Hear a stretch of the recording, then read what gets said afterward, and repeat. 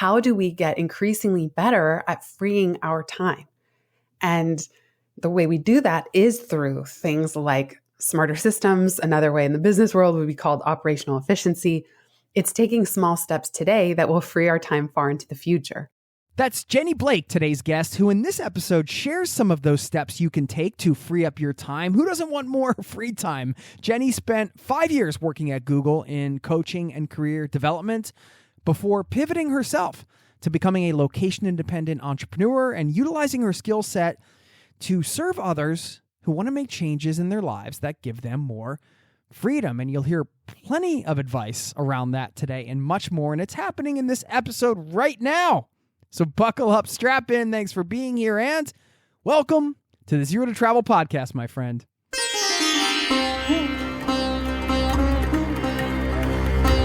You're listening to the Zero to Travel podcast, where we explore exciting travel-based work, lifestyle, and business opportunities, helping you to achieve your wildest travel dreams. And now your host, world wanderer and travel junkie, Jason Moore. Hey, what's up? It's Jason here with ZeroToTravel.com. Welcome to the show. Thanks for hanging out, letting me bring a little travel into your ears today. This is the show to help you travel the world on your terms, to fill your life with as much travel as you desire, no matter what your situation or experience.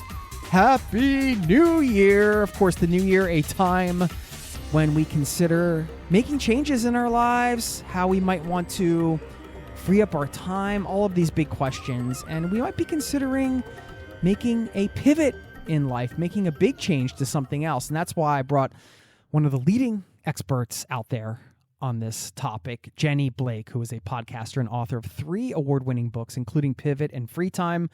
And she also writes a couple of newsletters, one called Time Well Spent. We'll link up to all of it in the show notes. And I want to, on the back end of this interview, give a shout out to a listener whose story really illustrates why everything you hear today is so important to keep in mind for the lifelong travel lover. Hint, that's you. So without further ado, here's my conversation with Jenny. Please enjoy, and I'll see you on the other side, my friend. Thanks for listening.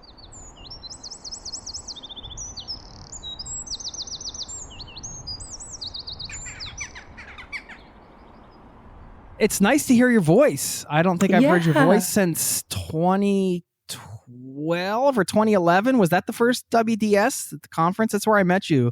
Yeah. Oh my gosh. Such a throwback. I know I was first there at the first one, 2011, and I went in 2012, and then pretty sure that was the last one I did. Have you been going ever since? Yeah, no. Well, I went in 2011, and that was a game changer. And then I went 2 years later, and then I went to the 10th one, which was the last one. Oh, we're cool. talking about we're talking about a conference that we tended to call the World Domination Summit. If anybody's listening, they're like, what are they talking about? But that first one was pretty magical. That was the first time I kind of got into a room full of people where I saw what people like you and just a bunch of people I met were doing with these, I guess if you want to put a term on it, like a heart-based business, or like just being their authentic selves, but building some kind of career around it. And then it was like, bam, bam, the light bulbs just went off. And I'm just like, oh, this is the thing. This is happening. Yeah, it's so energizing. The first time I felt what you just described in a long time was recently getting on Substack. I just moved all of my lists over, so 3 different newsletters. And then at the last minute, I got invited to a Substack meetup in New York. I mean, writers at the intersection of new technology. I was so happy. I sprinted out of the house to go to this thing because I feel like there was so much enthusiasm and energy amongst people who kind of needed to figure out what the heck blogging was and how to set one up. And then with social media, every single person became a microblogger. And I felt some of that sense of community drop away. There was just more happening online. I stopped my social activity a long time ago, almost a decade now. I really stopped being active there. And now finally I have the sense of it returning on Substack, mostly because there's such an emphasis on kind of writing and craft and quality. And yeah, I miss those. And it just reminds me, because I'm reconnecting with some people from those really early days, and even like you now, which is awesome. Yeah. Well, I should formally say, Jenny Blake, welcome to the Zero to Travel podcast. This has been a long time coming. you're into astrology and you're a Libra and I'm a Sagittarius. So I was wondering if you could tell me what kind of conversation we're going to have today. Wow. Okay. I'm bringing the air, which is air molecules move quickly. We're writers, thinkers. You got that fire sign. Some of my favorite people in my life are Sagittarians. So many of my best friends and family members I'm close to are Sagittarians. And so, they're all about exploration, long distance travel, adventure. I feel like Sag is a really fun sign. Do you happen to know your moon and your rising as well? Do you know Emily Wapnick? I know of her. We haven't connected too much, but she's great. Okay, yeah. So she's a good friend of mine, and she's into astrology. She studied it. She's even started giving readings and stuff. And she actually gave me all that stuff, but I need to dig it. I don't have it on the tip of my tongue. I need to be able to do. Well, what do you like about astrology? What does it do for you personally? Well, I got really into it in maybe 2015 and went down a complete rabbit hole. The readings that I had, maybe 2013 is when it started. The readings I had just illuminated parts of my personality that no one had put words to before. And it fascinated me that it was coming from somebody who didn't know me at all, was just looking at my birth chart, which is the way the planets were aligned at the moment you took your first breath. So it's kind of an energetic imprint of your personality and what you're here to do. And the reason I mentioned the moon and rising is because we can learn about ourselves through our sun sign, the primary part of our personality, but your moon is your inner world, your feelings, your emotions, how you recharge, and your rising is who you're becoming. So it starts to get really interesting when you realize, like in my case, okay, I'm a Libra sun, Scorpio moon, so water sign, a bit private, feel things really intensely, and Virgo rising, system, structure, and service. And that Virgo element is present in everything I do. Even the new body of work, Free Time, is all about systems and organizational efficiency. And I have color-coded bookshelves. And so you wouldn't be able to describe that completely through the lens of a Libra. So I feel like it just gives us archetypes and language. And in my case, it's always been spot on. I'm not as obsessed with it now as far as on a day-to-day basis, like, oh, the moon is this, and so I'm feeling that. I'm not that. At one time, I was really into it in that way, but I do think as far as personality and sparking conversations and sparking insights and exploration about yourself and what you're here to do, it's incredible. It's a great tool. Yeah, there is something fascinating to me about, and everybody does their own version of this, but when you take something like astrology or a beautiful song or anything and it exists, but then you can interpret it in different ways, or how somebody else interprets it, it's not going to be the same as you. And it means whatever it means to you in that moment in time, in that moment in your life. Something about that, those works of arts or those things that just you put out there, whether it's a piece of writing or anything, and that how those multiple interpretations can occur. I don't know. I love that about things that you find on Earth. Totally. Yes. And then I love them all. I feel like get your numerology done, get an astrology reading of your natal chart, do the Enneagram, like do strengths or Gallup's Clifton strengths, they've renamed it. But I mean, they all give you little clues. And I do think that it's more interesting then when you can also look for themes, what's showing up repeatedly across different types of personality assessments. And then in doing that, you kind of get language to describe yourself or what you're here to do. And also you can kind of, I don't know, I just find them so fascinating and helpful. I'm not putting words to it very well, but that your intuition, that's what I'm trying to say. Like one's own intuition also starts to see, okay, what's jumping out even within a reading with another person. They might say things and you yes, and you're like, yes, that's totally me. And this. And then they bounce off of that. And it's just really energizing. Okay, well, you're a wealth of knowledge. We have a lot to talk about, I should mention, because one of the common themes on this show is people making a transition to travel. And of course, changing your life around in any way, whether it's changing a career or completely changing your lifestyle, it requires pivoting. It requires time management. I know you have the free time framework. It intersects with a lot of what you do. You started your own location independent small business in 2011. So you're one of the OGs out there. And I wanted to say thanks to you, actually, Jenny, because I don't know if you remember this, but after we first met at that conference, you had I can't remember exactly what it was. Maybe it was something on Life After College, the website you've had for a long time, the resource for Life After College, of course, or something else. But I think I wrote something for you or did something and you thought it was good and you were going to use it. I can't remember what it was for. Maybe it was a course you were making or something. But anyway, it was just like probably a small thing for you. But for me, I was like, oh my God, there's somebody that's doing this amazing work that actually, it was validating. I felt like, oh, I can produce something and I can kind of like walk in this circle. And anyway, so thank you so happy for to hear that. Yeah, you're so welcome. I know that feeling. It's like, it is helpful because a lot of this feels, especially in the early days, there wasn't as many people talking about it, blogging about it, exactly breaking down how to do it. And there certainly weren't people in the rest of my life who were saying, yeah, go for it, quit your job. That's a great idea. I think they just thought it was really, really stupid. But just like you described for me, which I'm honored to have played that part, Charlie Gilkey and Pam Slim were at that first WDS. And I asked them, am I crazy to leave my job? I'd been working at Google for 5 years. And they said, Jenny, you would be crazy not to. I just needed to hear that. Yeah, well, you won't hear that from many people coming from a company like Google, Well, I also had a mentor who was coaching on the outside. She was running her own business. And when I told her I was thinking of leaving, she said, oh, well, could you put my resume in for your job? And that really kind of gave me a sick feeling in my stomach because I thought, this is a mentor who's doing what I want to do on the outside. And now she wants my job. Like, that doesn't bode very well for what life will be like, or that maybe I shouldn't give up this thing I have that even she wishes she was doing. Yeah.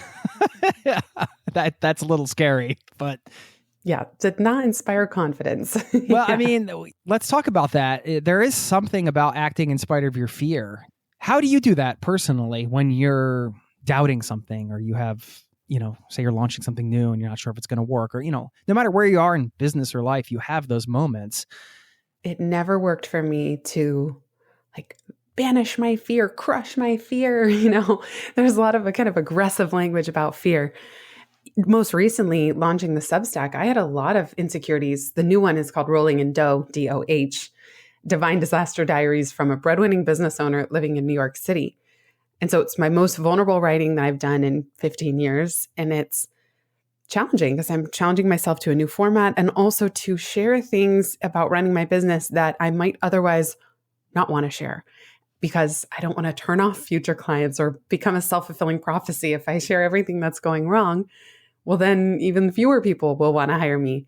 And it was sparked because I lost one of my biggest clients. And so my confidence had already taken a hit, but I didn't know how to process it.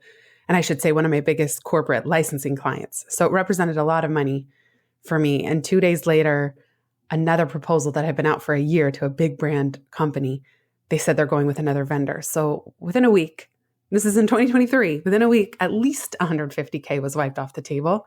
Not to mention in March 2020, when I lost 80% of my income and 6 figures all in the span of 2 weeks.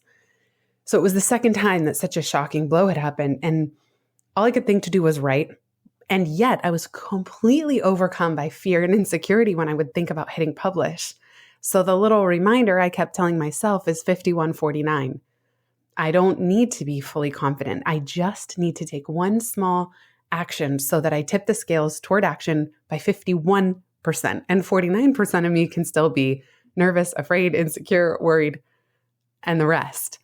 But as long as I keep that 51-49 ratio, I will keep moving forward. I found it more helpful to schedule posts to go live in advance so that the harder thing to do would be unscheduling them rather than having to muster the courage over and over leading up to whatever day I wanted it to go live. And so that's what's been working for me. It's 51-49. I love that. It takes the pressure off of having to, I'm a visual person, so I can kind of visualize that scale. And it seems like, okay, I could just put my toe on that other scale. And as long as I can do that, yeah, I'm going to be good. How about you? What's working for you in terms of getting over the fear I don't du know. jour?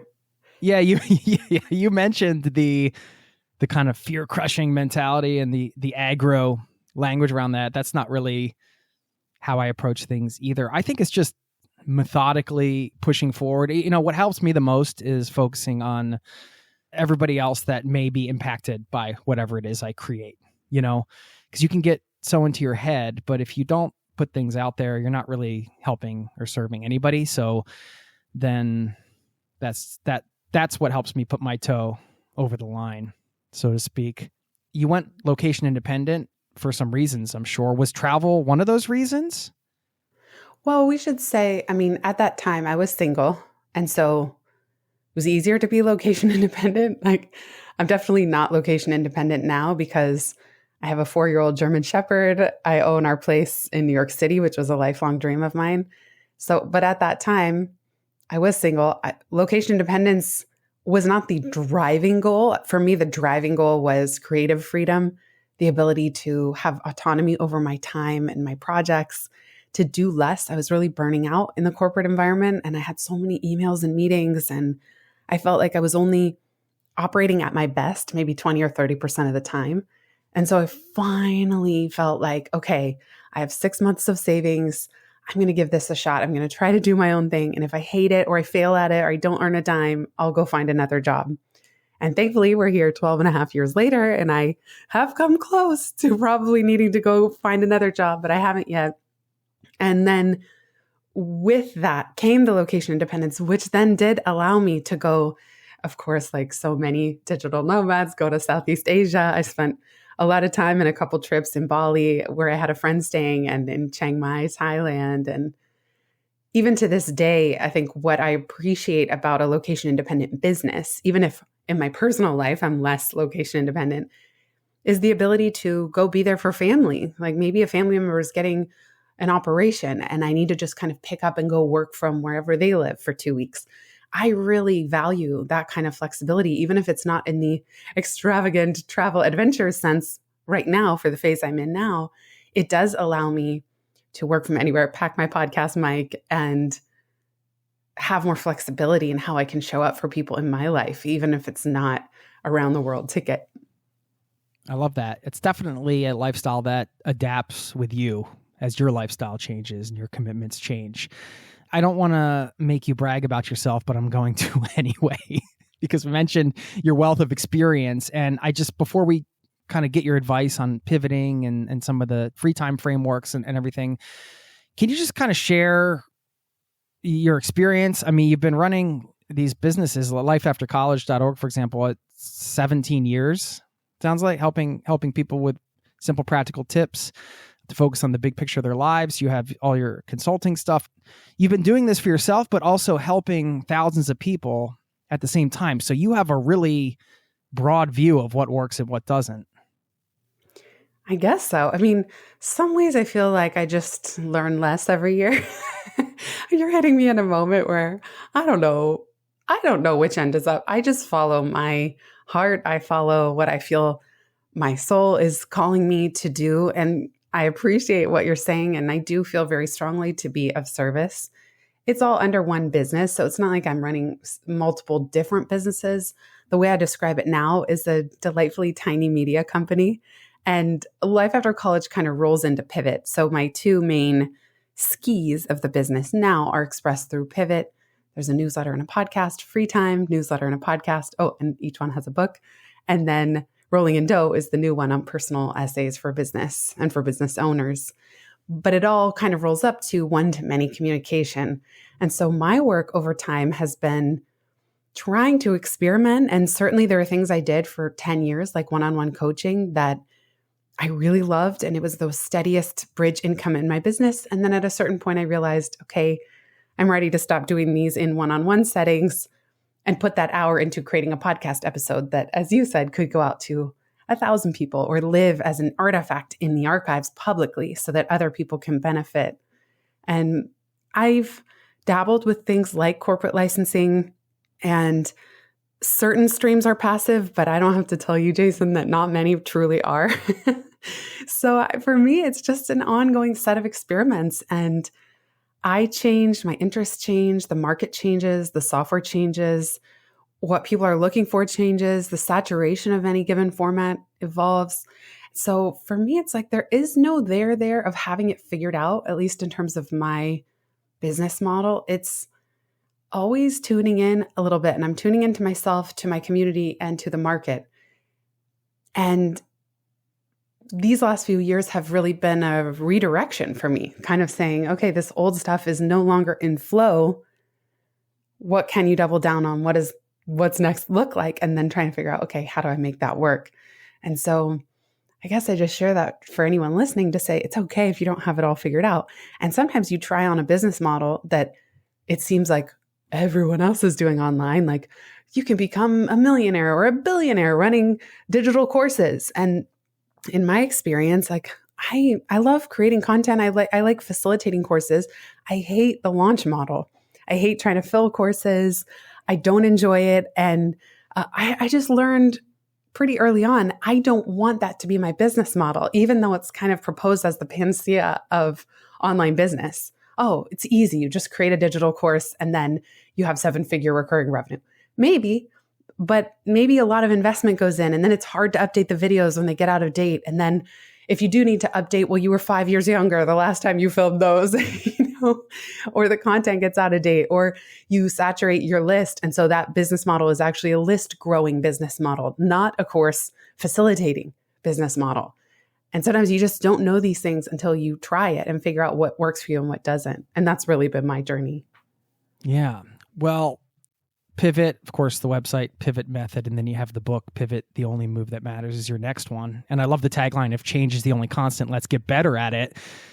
This is really at the heart of one of the reasons why I wanted to have you on for you to share some advice with the listeners here on pivoting, which is something we all have to do at some point. Like that's a guarantee in life, right? I feel. And so where we can start, I suppose, why are they necessary? How do you identify when you need to make a pivot? I have a lot of follow-up questions here, but I mean, you'd probably know better than me where to start this conversation. I think ultimately just looking for some frameworks and advice on how to manage these pivots into whatever it is somebody wants to do next. Well, we've all gotten a front row seat, or as I like to say, a black belt in pivoting these last few years. So the book came out in 2016. I started working on it in 2013. And my core question was, we hear so much about startups pivoting. Of course, there's the book, The Lean Startup. What about people? How do we become? And specifically, I kept feeling like I was losing my mind, having existential crises every 2 years. And that either there was something very wrong with me and I was destined not to be happy in my career, or I had a second hypothesis that maybe the way the economy is working, the rate of pivoting, the rate of change is accelerating. And if that's the case, how do we get better at it? And so that is the crux of the pivot method, which is a 4-stage process for mapping what's next. And the better you get at that, the pivots become less dramatic and less sharp because you're in a continual process of plant. That's the first stage, doubling down on what's working while setting a vision for 1 year out. Doesn't need to be any farther than that. Scanning for people, skills, and projects related to your strengths and your vision. Piloting is my favorite stage of the pivot process. That's about running small experiments to help you test 3 E's. Do you enjoy this area? Can you become an expert at it? And is there room to expand, either in your business, in the market? And then you could just do that over and over. Plant, scan, pilot, plant, scan, pilot. Sometimes more dramatic moves are needed and you do the 4th stage, launch. So that is the moment of quitting a full-time job and renting your house or selling your house, or putting all your stuff in storage and traveling the world. So that's a launch moment. But the more that we are piloting in our own lives, and I even do feature a story on travel pilots in Pivot. For example, I stayed in New York for a week at many points when I worked at Google. And then my friend and I stayed for a month. Do we like it? Is it still feeling really hectic if we're here for a month? Are we exhausted or are we energized? And that's what gave me the confidence to ultimately move to New York in the fall of 2011. And I've been here ever since. So you can run travel pilots, you can run business pilots, you can pilot how you serve your clients differently. And that is what does create more of a sense of anti-fragility, is a term from Nassim Taleb, where we actually gain from disorder. So things like when the pandemic hit, pivot became the word of 2020, where people were just talking about restaurants pivoting and businesses and people. It's like nobody was immune. And what was so interesting was just that the entire world was confronted with how do we deal with change on a daily basis and so much uncertainty about the future all at the same time.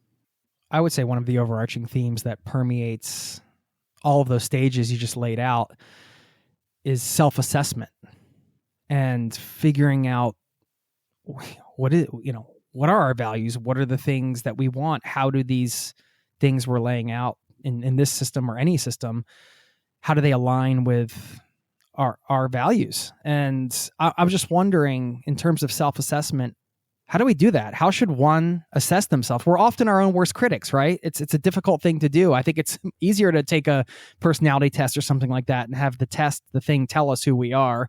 And then we can kind of cherry pick from that description or, whatever things we want to maybe improve at.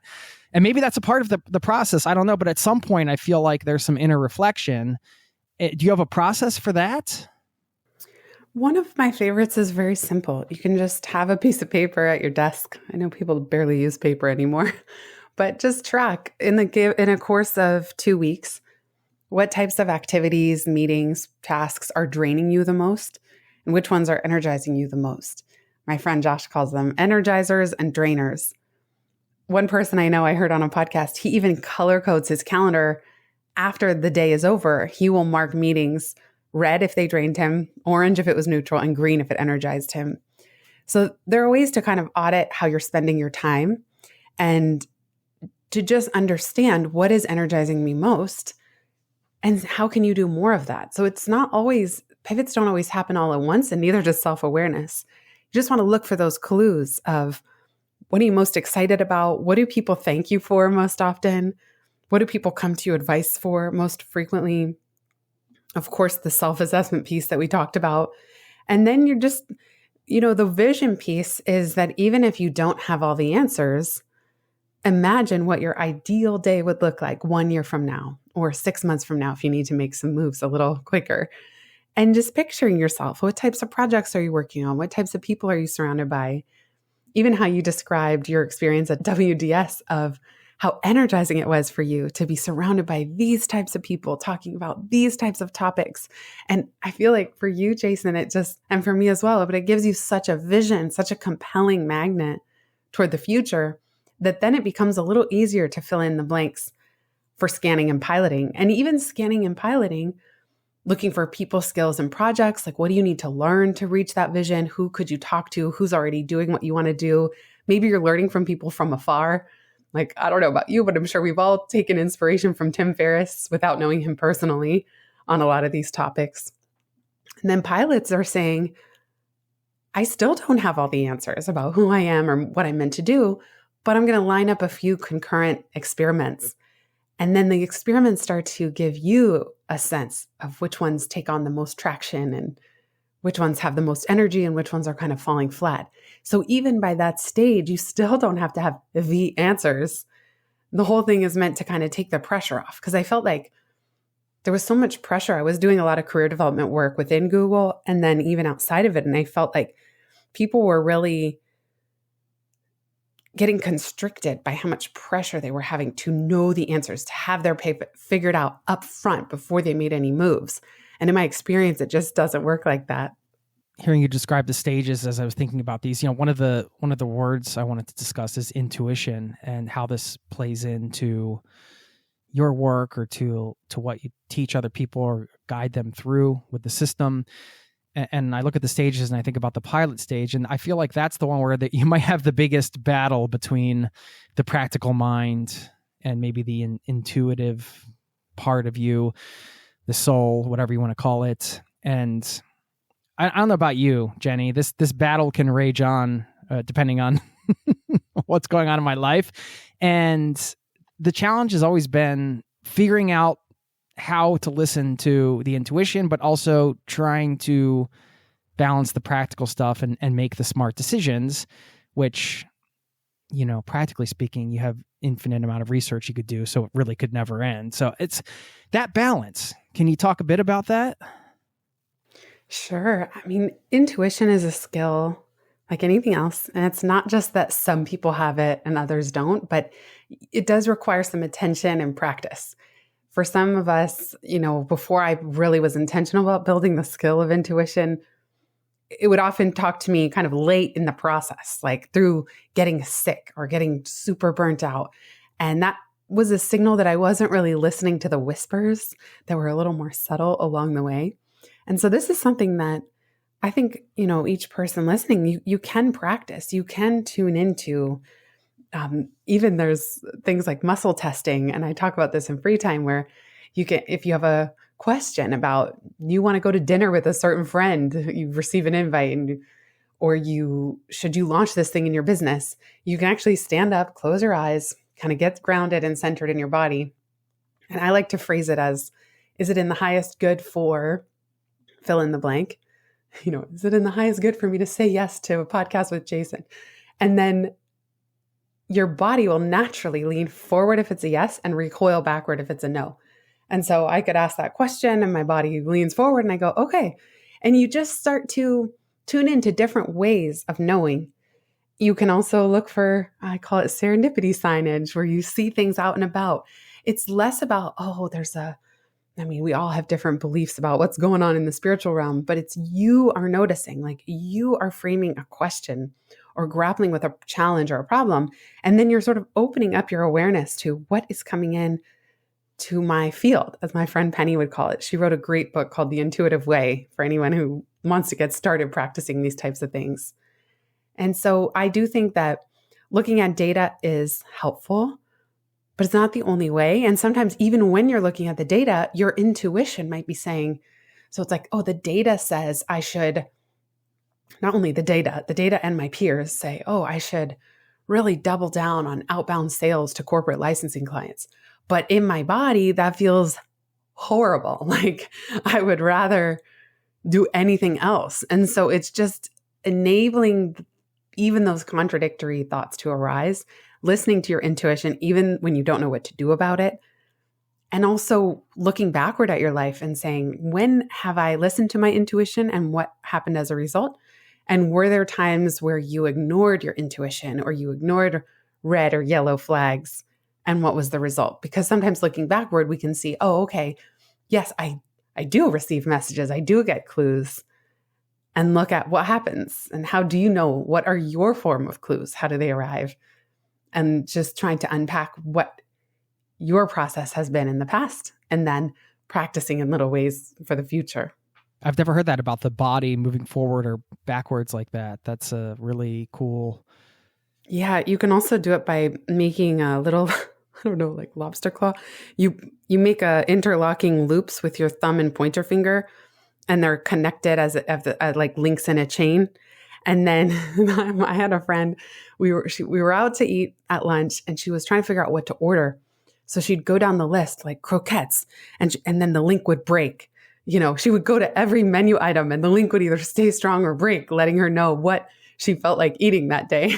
So that's another form of muscle test. Or if you have a friend, you can put your arm straight out at a perpendicular angle, one arm, and they can press down on it. And if it stays strong, like now I know gender is a construct, but one example would be like, am I a woman? And then they push on my hand. And if my hand stays strong, that's an affirmative. Or am I a man? And then if my hand, your muscle kind of weakens when something isn't true for you. You mentioned the spiritual realm. I was just wondering what that means to you and how that informs your work or your life or your choices.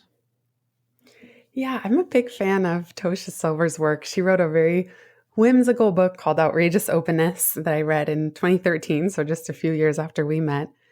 And it helped me release the need to control everything. Because I think a big part of entrepreneurship is dealing with uncertainty. Most of us don't have a paycheck just arriving every 2 weeks. And people who work for a company have uncertainty too, especially in these kinds of times. They might worry if they are part of a layoff or a reorg. But it's not quite the same as worrying literally, week to week, month to month, never knowing exactly where the rent or the mortgage is going to come from, unless you have built a completely dialed in, automated, recurring business, which is probably a small percentage of people listening, myself included.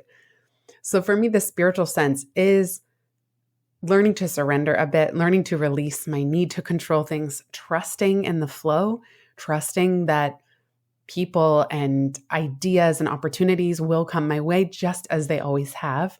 And I think that spiritual sense and also connecting, like when I was writing Pivot and Free Time, I was really trying to connect with the collective consciousness. What does everybody need? How can I be of service here? How can I be a messenger for this body of work? And I would even, as a friend advised me, she said, you can even talk to your book. So I would say, what do you need? What do you need to fly? And that would help me figure out what to edit, what to remove, what to add. With Free Time, this is, I like Pivot was kind of, I incorporated spiritual principles almost in a Trojan horse kind of way. Like they were woven throughout, but not very explicitly. And that was on purpose. I really wanted it to be a career and business book. And yet they're in there if you look for them. And with Free Time, I doubled down on that even more because that was something people said that they appreciated in Pivot.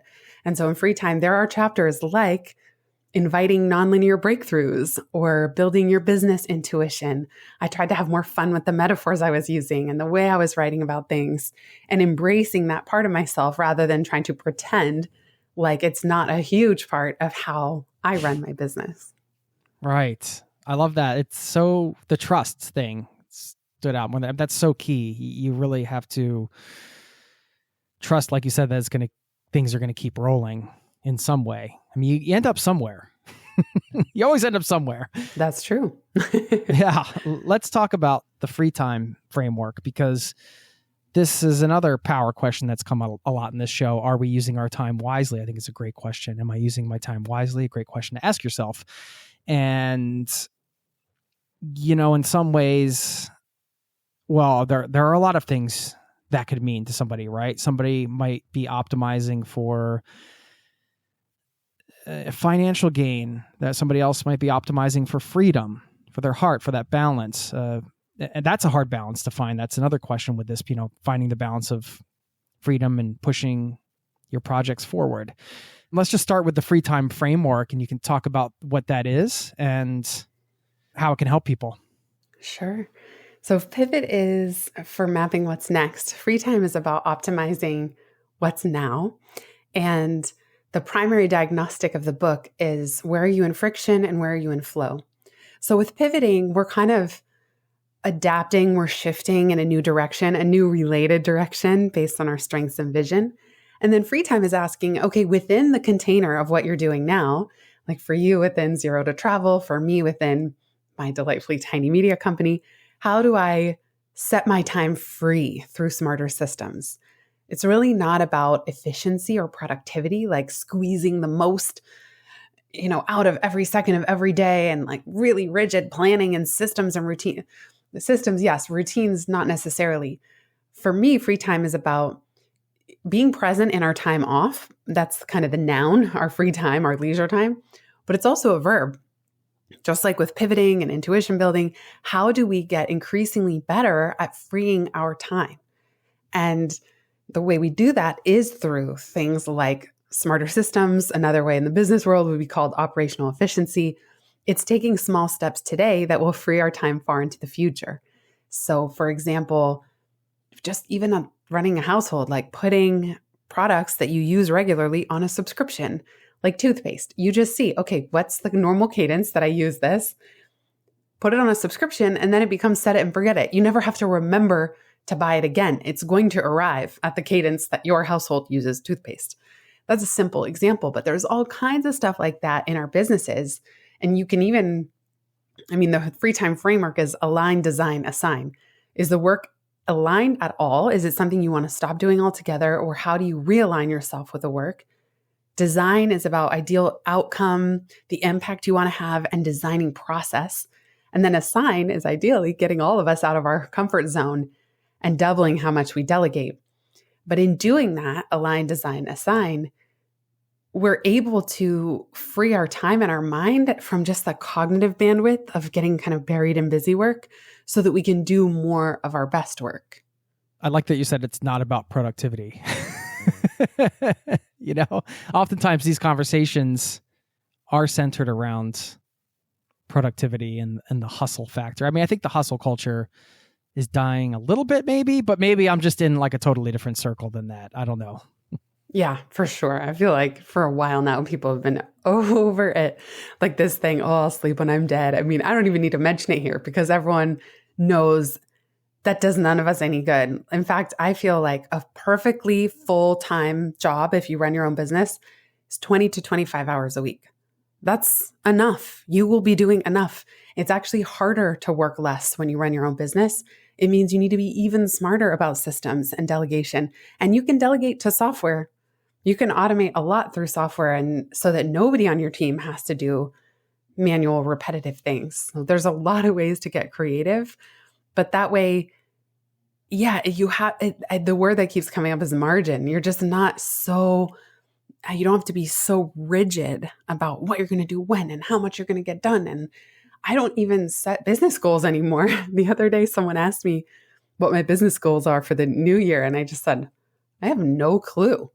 Like good things happen. I get big things done. Yes, sometimes I have ideal benchmarks for parts of my business, or if I want to write a book, obviously, that one could call that a goal, like publish a book by X date.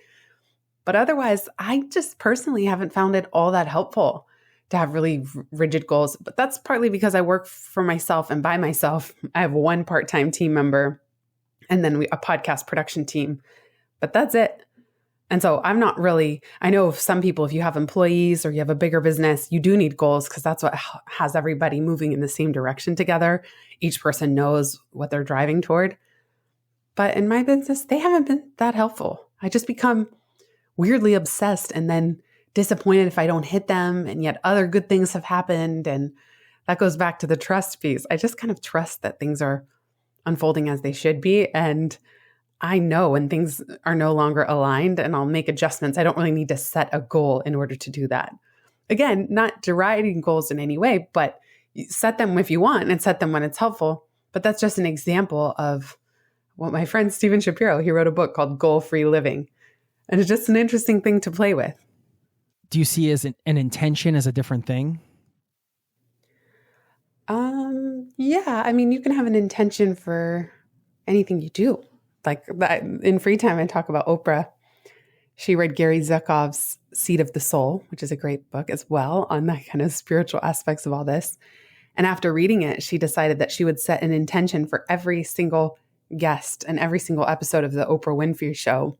So she wouldn't just have somebody on because they were a big celebrity. It would be, what is our intention in inviting this guest? What do we want our viewers to get out of this conversation? And so I'm probably a little less active with, setting intentions for everything I do, maybe less than she is, but I'm very inspired by that. And I do think that it's really important when you're launching creative things into the world. Probably it comes in most these days with definitely my 2 podcasts, but Rolling in Dough, it's because it's more personal. My intention is always to serve the reader. So I'm trying to walk that line of not having it be a diary, but still opening up and being vulnerable. And so my intention is to help fellow business owners feel less alone, especially when things aren't going well. Because I feel like a lot of people in online business share the good things, like, here's how I made 7 figures, and now it's 8 figures, and now it's $1 billion. But I see so much less of people sharing the gnarlier parts, especially when they're still in process. Part of that is that you have to kind of take off the expert hat because that's been a big relief for me this year.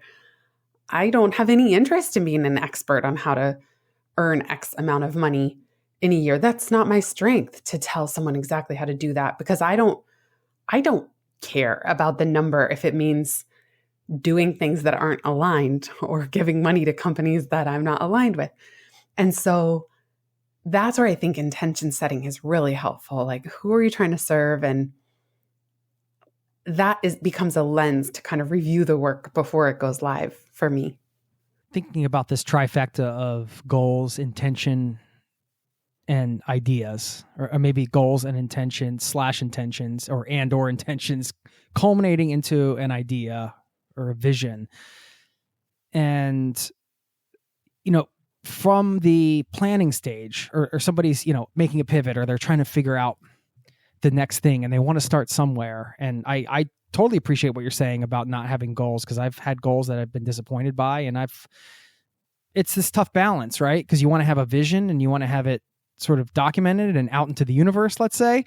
But at the same time, you don't want to set yourself up for disappointment, or like failure is okay, but you don't want to overreach. And then when you're in that idea phase and trying to come up with the concept of a new project or a new lifestyle or whatever it is, how do you balance everything you just shared with, putting it together into an idea that, like, do you challenge people like, oh, that idea is not big enough, you got to think bigger? How do you advise people in that stage? Well, I guess it just depends, again, thinking bigger in service of what? So if I am coaching someone or talking to a friend, I can kind of hear in their voice if their energy is dropping, let's say specifically around money. I always like to ask when people are setting goals and intentions around how much money would be joyful to earn in their business. I always ask for 3 numbers: the minimum needed to pay your bills, nice to have, and jump out of bed with glee. And the reason that's important is that most people will kind of answer with what they feel is safe, the minimum needed. This would be acceptable. But they don't have any fire in their belly, or they don't have any joy in their voice. So, okay, tell me what's nice to have. Okay, now what is gleeful? What would just have you absolutely elated if you were earning this amount 1 year from now? And then they might tell me, and I'll listen even then to the tone in their voice, and I'll say, how about we double that? Not to be obnoxious, but just I listened for the clues. Like, did they really go big enough for themselves in a way of what connecting to that joyful, spacious, abundant number?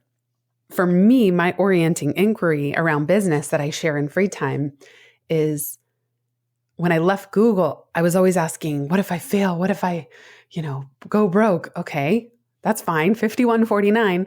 But the 51 question is, but what if I earn twice as much in half the time? And over the years, it evolved because I don't just care about earning money if I'm miserable doing it. So what if I earn twice as much in half the time with joy and ease while serving the highest good? So I would ask somebody if they were making a ginormous goal or like, go big. Yes, just ask, like, is that size goal, does it fit with joy and ease while serving the highest good? And like with free time, when it was coming out, I thought I needed to do something like that. I'm like, let's set 50 million hours free. I want to sell 1 million copies. And I was really excited about that idea. I didn't come anywhere close. And so I'm not saying don't set goals, because if you don't reach them, you will be disappointed and that's unbearable. I fail all the time. I get rejected all the time. It's just that don't set goals that aren't like coming from the inside out. Don't set goals that are based on shiny shoulds, based on what you think you should do or what, quote, everyone else is doing. I call it sometimes the business police. I love that. Thanks for sharing that. I know that a subset of listeners here either have or are interested in, depending on where they are in life, a gap year or some type of career break where they hit pause and go traveling for a year or something like that. Since you've been working with career development for so long, how do you advise somebody that has that idea, how they should move forward or approach it? What are your thoughts around that? Approach it in what sense? Just clarify a little more. Well, I think there's a lot of fear attached to that, right? If you're going to take a break in your career, is this even going to what I want to do when I come back? Am I going to be able to get back into the career? There's a lot that goes on, I think, when people consider this, even though they know in their soul they need a break, they want to travel, but then they have to come back to something. I know, it's so hard. Well, I would recommend DJ Dodona's work. He has something called the Sabbatical Project. We did an episode of Free Time that you can put in the show notes. And then my friend Melanie, she's running a Substack called An Accidental Sabbatical, where she's talking about phasing out of a full-time job, but not being as intentional and prescribed, just kind of feeling a little lost and in the messy middle of her own career reinvention. So I think what I would encourage if someone's unsure, it is important to take smart risks and not risks that are going to blow up your life if they don't work out. And I've done both. In Pivot, I share the riskometer. There's your comfort zone. There's even a stagnation zone. You're so comfortable, you're bored out of your mind, which might be the type of person you're describing for this question. There's the stretch zone where things feel edgy but exciting and compelling. But if you try to do something too risky or too big, that might send you into your panic zone where you're just gripped by fear and anxiety and compare and despair, and you suddenly can't do anything at all. So I would say everyone's going to have a different position. I'm not sure right now in this economy. No, I wouldn't leave a job that if I needed it to pay the bills and I didn't have a second salary in the household, no, I personally, if you ask me right now, I wouldn't. I would try to see, okay, can I stack 2 weeks of vacation together? Can I work from another office location of the same company? Like I've had friends be super energized by working out of the Italy office for 2 weeks or 3 weeks. So sometimes you can also get permission to travel while not having to make as dramatic moves in your day job. Now, if you have enough runway to quit your current job, and that's what your instinct, your intuition is telling you to do, and if you're not able to find the next job for 6 or 8 months after you get back from your travels, go for it. So I think it's just, I've had coaching clients, it takes a long time sometimes, and sometimes it takes a short time. So I would never want to tell someone, oh, it's going to take 8 months to find a new role. It might take you 8 days. But if you're not sure, and it would make you utterly panicked and despondent if it did take 8 months, then scale it back a little bit. I think I read somewhere you have a happiness formula. Do you care to share? That was an exercise in Pivot of just encouraging people to come up with your individual happiness formula. What are the ingredients? Now, there's been so many books like Miracle Morning or, books on habit stacking, even, of course, the mega bestseller Atomic Habits. For me, the happiness formula is just knowing what brings you alive and also when are you at your creative and energetic best. So protect your time for your most creative and strategic work. Don't do emails. Like I do not check emails first thing in the morning or late at night. I know it will make me anxious and I won't be able to think about my deeper work, my bigger projects. So I give myself permission. I don't even look at email most days. Certainly not reply to anything until 11 or 12. And there are some days I don't look at it at all. But some people might feel mortified imagining that, oh my God, I can't imagine if I didn't even look at my inbox for 24 hours. But try it. See what happens. You might feel so much happier if you stop looking at email after 3 p.m. and then nothing kind of infects the nighttime, your dreams with anxious thoughts of someone you need to get back to or something you forgot. It's like most things can wait until the next day. Nothing is so truly urgent. And if it is urgent, it's probably a family member who will call or text you. You can have different protocol for that. Amen. Right now, my inbox, 34,471. Wow. Wow, I love it. I think it's just, I actually never look at the number. And some of that would drive somebody crazy. But you have to ignore certain things in order to do, like you said, the deeper work. And it's important to identify. Well, how do you coach people on identifying what the deeper work is? I think everything we've talked about is a good places to start. And I also think that giving ourselves permission to lean into that work means often saying no to other things or making trade-offs. Like on the email topic, I don't care if people think I'm good at email or fast at email. It's not important to me. In fact, I always joke when I'm corresponding with people that I put the snail back into email. And that's just how I am. So for me, a normal response time is 2 weeks, plus or minus. Sometimes it's a month, sometimes it's less, but I don't want to be good at email. If I am known for responding within an hour, what else am I dropping in the rest of my day or my business? Same thing with social media. I've stopped actively posting 10 years ago, even though it brought me so many wonderful people in the early days. It became this death by 1,000 cuts thing. So if I'm responding to small little messages all day and trying to craft my own small little messages, whether on Twitter or X or LinkedIn or Instagram, what I'm not doing is writing deep personal essays or writing my next book. I don't think I would have written free time if I was just keeping up with all my various inboxes. So I give myself permission to run my business entirely without social media and to be slow at responding to texts and emails. And I don't care if people think that that's a problem, because I know that right now I'm creating 14 podcast episodes a month. I create 8 rolling in dough essays, and I have a weekly free time essay and a twice monthly pivot. I wouldn't be doing any of that if I instead prioritized a fast response time or being on all the places. Right. Dang, that's impressive, Jenny. Well done. And that's working 20 to 25 hours a week and with one part-time assistant and a podcast team. So it's like also a very lean team. I don't have any full-time employees, including me. And I'm not saying it to brag. I'm just saying it to say it's possible. It's possible. And through the stuff we've talked about, through systems, through software, yes, for sure. And through making these trade-offs. Switching gears a little bit, I was wondering if you could share one of your most transformative travel experiences, just whatever gut reaction thing comes to mind.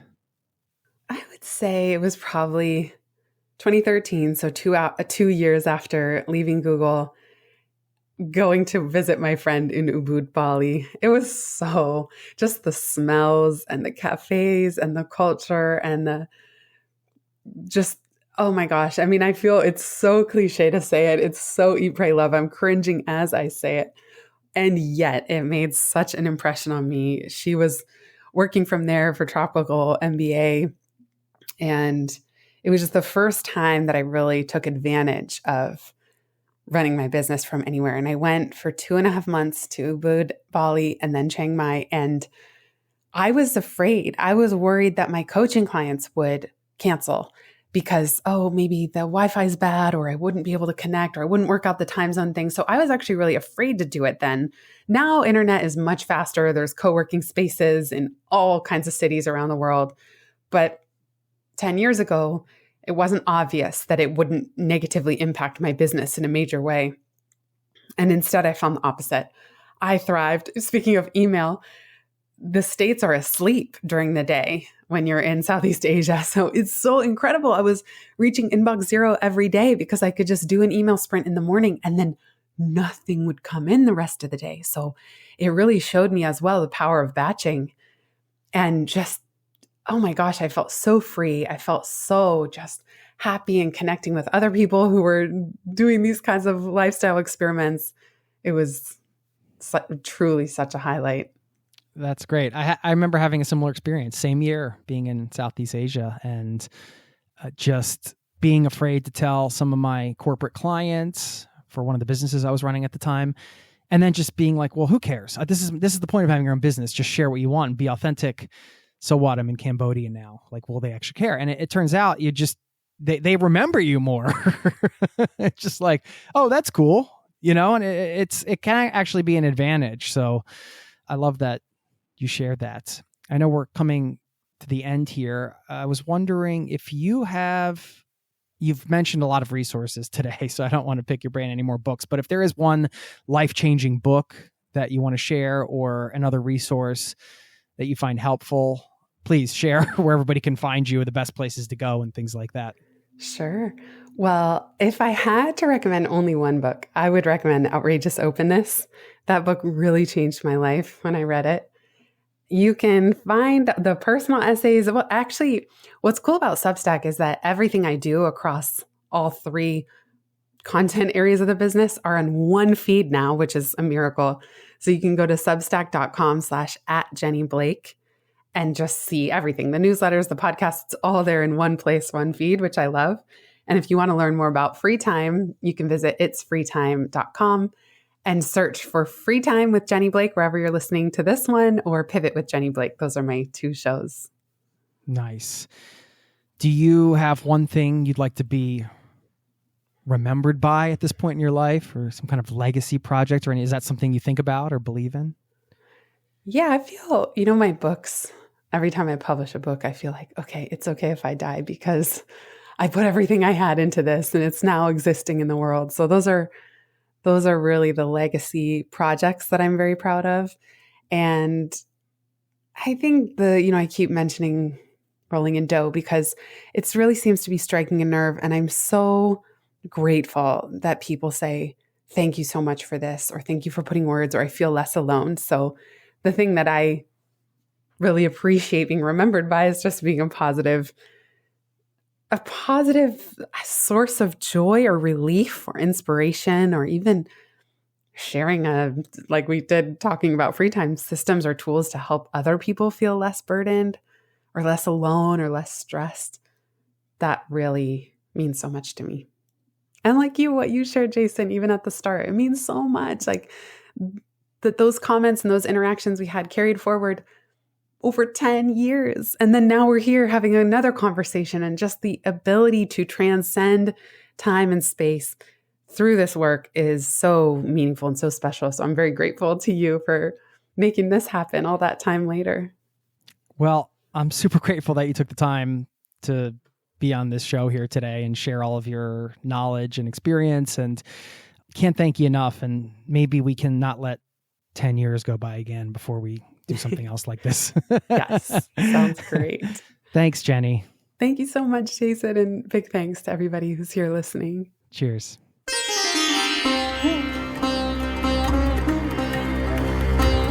There you have it. Thank you once again to Jenny Blake. She is incredible, and she's got that, and you could just tell she cares. She's got that thing.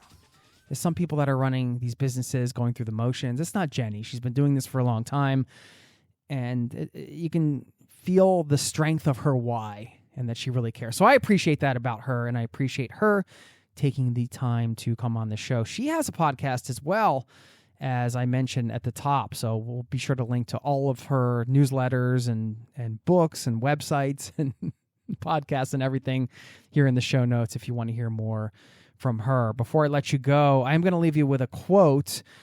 But first, I want to give a shout out to a listener whose story I think illustrates why this topic of pivoting is so important to keep in mind for the lifelong travel lover. And this is for Aaron. The subject was just saying hi and thanks. Said, hey, Jason, Aaron from Melbourne, Australia here. Traveled through Europe in January. Definitely caught the travel bug. I've been loving the podcast this year while feeling trapped. Completing my final year of university has given me plenty of ideas for my future, as well as calming me down while feeling unsure of what I want to do with my life. Thank you for the kind words. Goes on to say, I finished my civil engineering course last week and have been given a good paying job with a $50K car to use as my own, and playing footy at a semi-elite level. However, like so many people you have spoken to, it isn't for me, so I'm working until March to save some money, then leaving my job and my sporting career. I do have the privilege of being able to come back to my job if I would like. I am catching a one-way flight by myself to Central America, currently trying to learn a bit of Spanish. I plan to do 3 months there, and then I'm booked for 3 months in Maryland. I will see if I'm homesick or broke after this to see what I do next.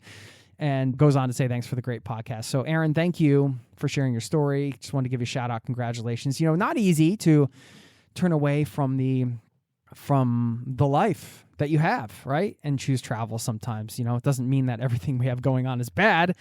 It just means maybe travel is more of the fit for what we want right now in our lives, which comes back to the interview today and a lot of the subjects we discussed, I should say, a lot of the themes around pivoting and making changes. It's good to have an awareness around this, and whether it's some of Jenny's systems that she mentioned today or some other ideas that you get wherever, kind of being aware when you're in those moments of pivoting or transitioning and coming up with a system, or at least just considering the space that you're in and giving yourself some slack and understanding that, okay, all of the effort or perhaps some of the fears you need to conquer and some of the difficult challenges that you need to overcome when you make a pivot in life, you're going to have to do it again and again and again. Because if you pivot to a life of travel or a nomad life or whatever, eventually you're going to have to pivot out of it into something else, because that generally doesn't last forever. And then it's on to the next thing. And we're constantly trying to figure stuff out. So that's why I thought this was really important, because as a lifelong traveler, you might be pivoting back and forth between extended travel and extended stays at home or something in between many times throughout your life. I know I certainly have been going from, being a nomad to not being a nomad, to going on tour again, to coming back home and trying to settle down, to moving overseas, to being a digital nomad. And some of those orders are mixed up, but you get the idea. And it's just change, right? It's the one constant in life. One of the many constants: changes, taxes, all that good stuff. So for what it's worth, just wanted to share that story and just a little reminder that you can give yourself some grace when you're in pivot mode, because we're going to be in and out of them, all of us, throughout our lives, transitioning, pivoting, whatever term you want to use. So go easy on you. Maybe you needed to hear that today. Maybe not. I don't know. Either way, there you go. Okay. Let me leave you with a quote. First, a reminder, zerototravel.com/newsletter. What? You're not on the newsletter list? Go sign up over there. We got some exciting stuff coming out for the new year, and perhaps a community trip coming up. If you want to hear more about that, you got to be on the newsletter. All the things happening off the podcast are on the newsletter, which is free. You just sign up over there. Go ahead and do that. Now, leave it with a couple quotes. I thought, why not leave you with quotes from Jenny Blake? These are both from her book, Pivot. First one, you can learn to enjoy calculated risk and uncertainty in exchange for adventure, flexibility, freedom, and opportunity. Love that. And secondly, this was a message Jenny saw tacked to a tree by monks at a 700-year-old temple in Thailand. And it said, quote, cut yourself some slack. Remember, 100 years from now, all new people. Let that one sink in. Thanks for listening, and I'll see you next time. Peace and love to you and yours. Cheers. This podcast has been brought to you by zerototravel.com. Ideas and advice to make your travel dreams a reality.